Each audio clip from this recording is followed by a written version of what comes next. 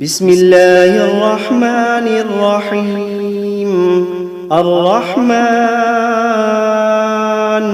علم القرآن، خلق الإنسان علمه البيان.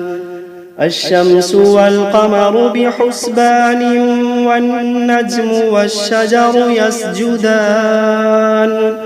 والسماء رفعها ووضع الميزان، ألا تطغوا في الميزان.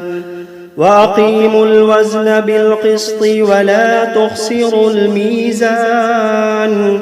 والأرض وضعها للأنام، فيها فاكهة والنخل ذات الأكمام، والحب ذو العصف والريحان. فبأي آلاء ربكما تكذبان؟ خلق الإنسان من صلصال كالفخار، وخلق الجان من مارج من نار. فبأي آلاء ربكما تكذبان؟ رب المشرقين ورب المغربين. فبأي آلاء ربكما تكذبان؟ مرج البحرين يلتقيان، بينهما برزخ لا يبغيان. فبأي آلاء ربكما تكذبان؟ يخرج منهما اللؤلؤ والمرجان.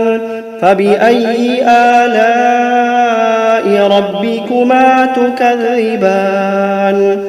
وله الجوار المنشآت في البحر كالأعلام.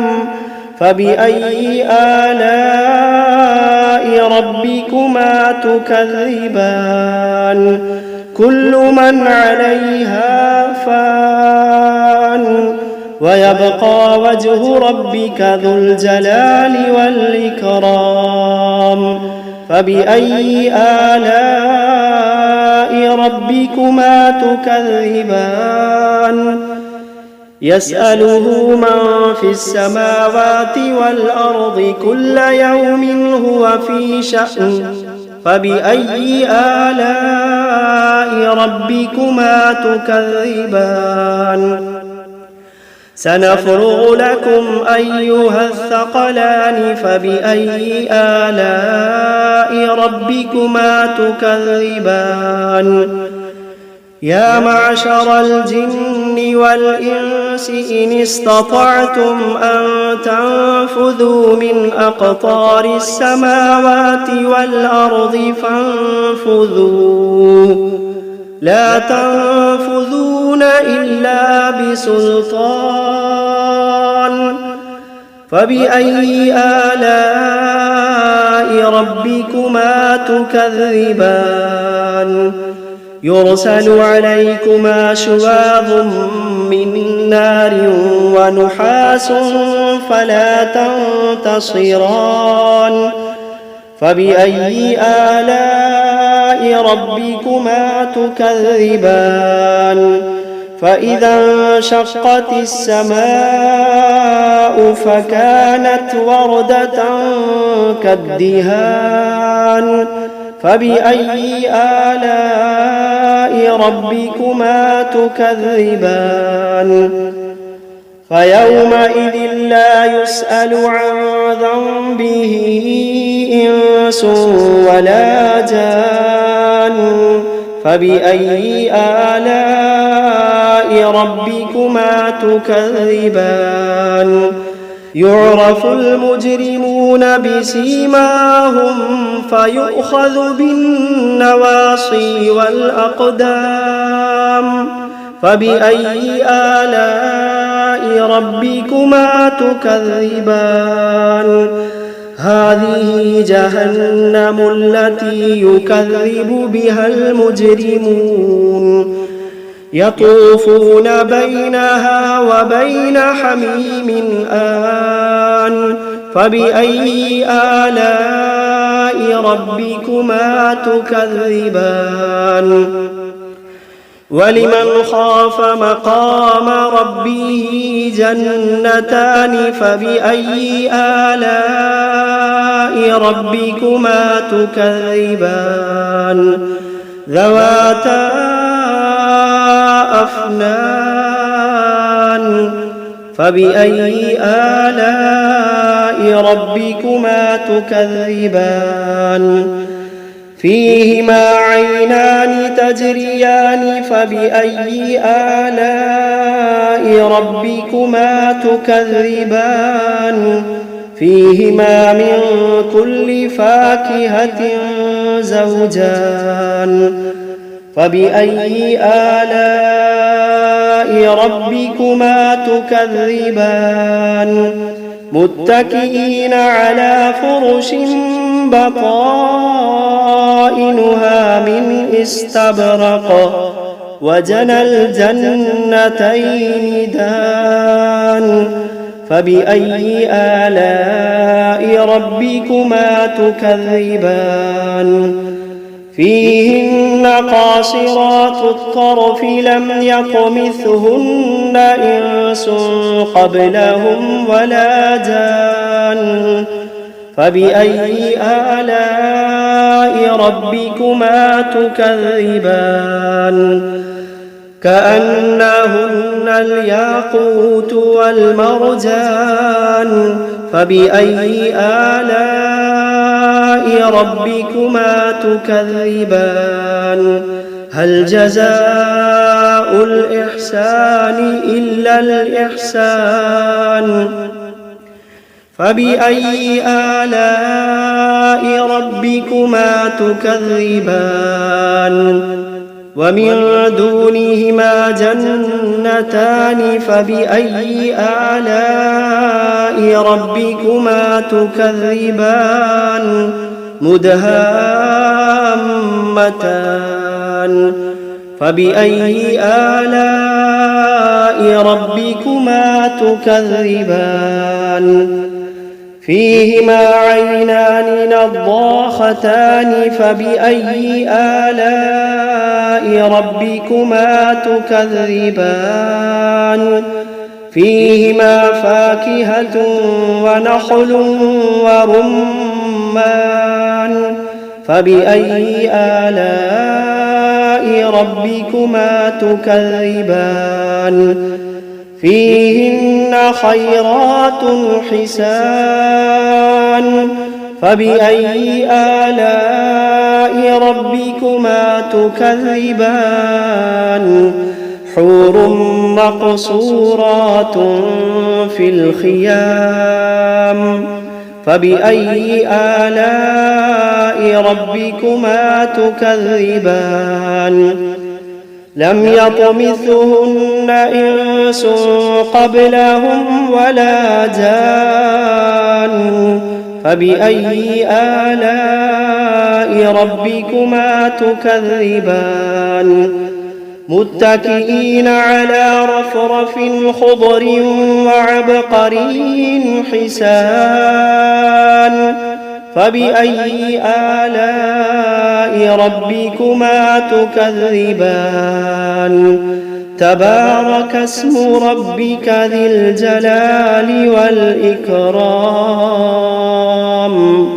بسم الله الرحمن الرحيم تبارك الذي بيده الملك وهو على كل شيء قدير الذي خلق الموت والحياة ليبلوكم أيكم أحسن عملا وهو العزيز الغفور الذي خلق 7 سماوات طباقا ما ترى في خلق الرحمن من تفاوت فارجع البصر هل ترى من فطور ثم ارجع البصر كرتين ينقلب إليك البصر خاسئا وهو حسير ولقد زينا السماء الدنيا بمصابيح وجعلناها رجوما للشياطين وأعتدنا لهم عذاب السعير وللذين كفروا بربهم عذاب جهنم وبئس المصير إذا ألقوا فيها سمعوا لها شهيقا وهي تفور تكاد تميز من الغيظ كلما ألقي فيها فوج سألهم خزنتها ألم يأتكم نذير قالوا بلى قد جاءنا نذير فكذبنا وقلنا ما نزل الله من شيء إن أنتم إلا في ضلال كبير وقالوا لو كنا نسمع أو نعقل ما كنا في أصحاب السعير فاعترفوا بذنبهم فسحقا لأصحاب السعير إن الذين يخشون ربهم بالغيب لهم مغفرة وأجر كبير وأسروا قولكم أو اجهروا به إنه عليم بذات الصدور ألا يعلم من خلق وهو اللطيف الخبير ألا يعلم من خلق وهو اللطيف الخبير هو الذي جعل لكم الأرض ذلولا فامشوا في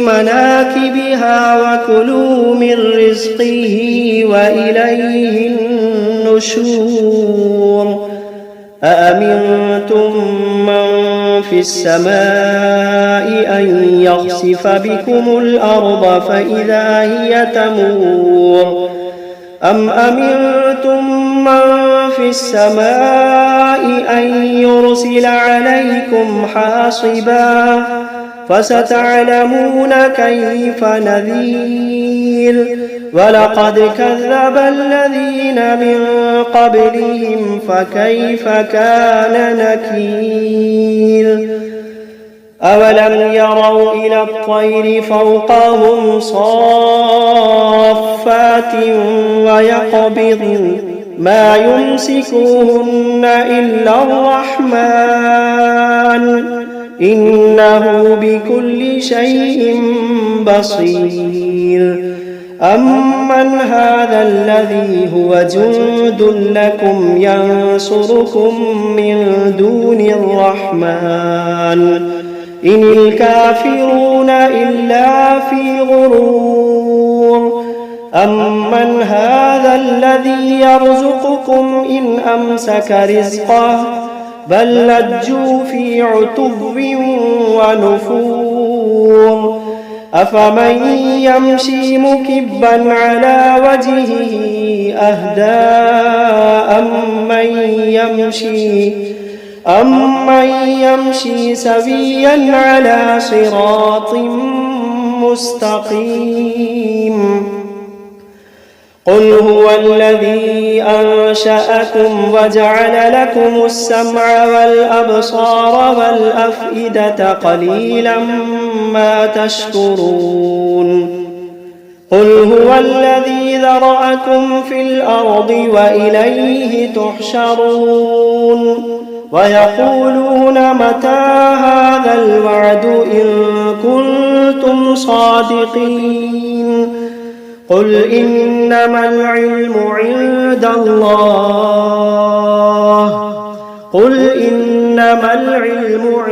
الله وإنما أنا نذير مبين فلما رأوه زلفة سيئت وجوه الذين كفروا وقيل هذا الذي كنتم به تدعون قل أرأيتم إن أهلكني الله ومن معي أو رحمنا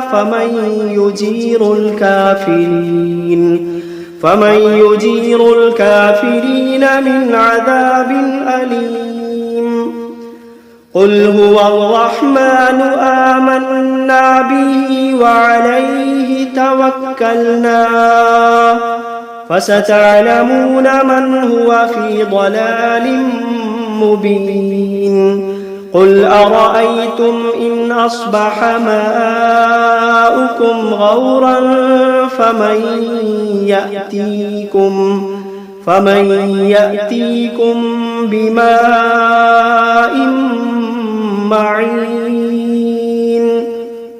بسم الله الرحمن الرحيم قل أوحي إلي أنه استمع نفر من الجن فقالوا إنا سمعنا قرآنا عجبا يهدي إلى الرشد فآمنا به ولن نشرك بربنا أحدا وأنه تعالى جد ربنا ما اتخذ صاحبة ولا ولدا وأنه كان يقول سفيهنا على الله شططا وأنا ظننا أن لن تقول الإنس والجن على الله كذبا وأنه كان رجال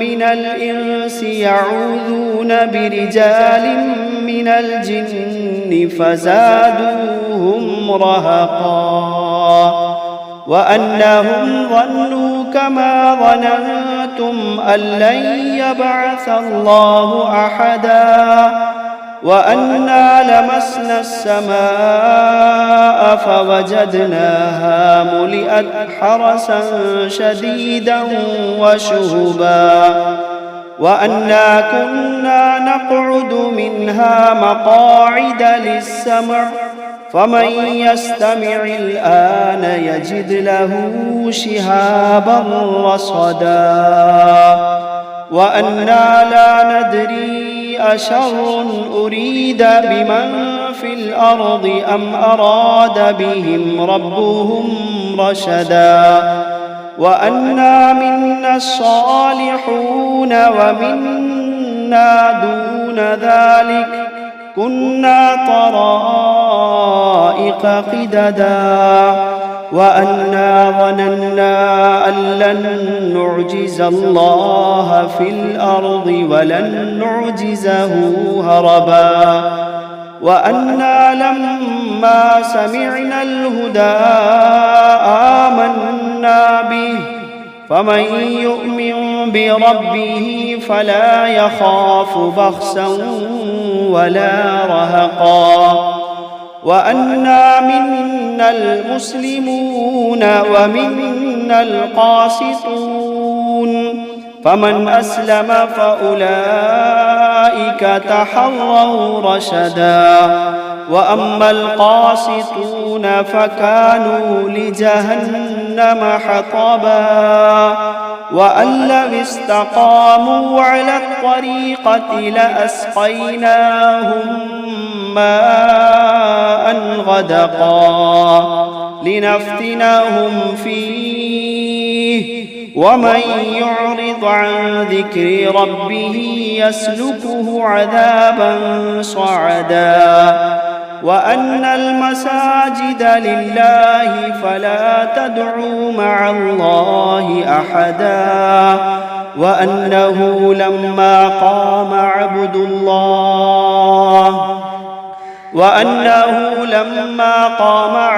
الله يدعوه كادوا يكونون عليه لبدا قل إنما أدعو ربي ولا أشرك به أحدا قل إني لا أملك لكم ضرا ولا رشدا قل إني لا أملك لكم ضرا ولا رشدا قل إني لن يجيرني من الله أحد قل إني لن يجيرني من الله أحد ولن أجد من دونه ملتحدا إلا بلاغا من الله ورسالاته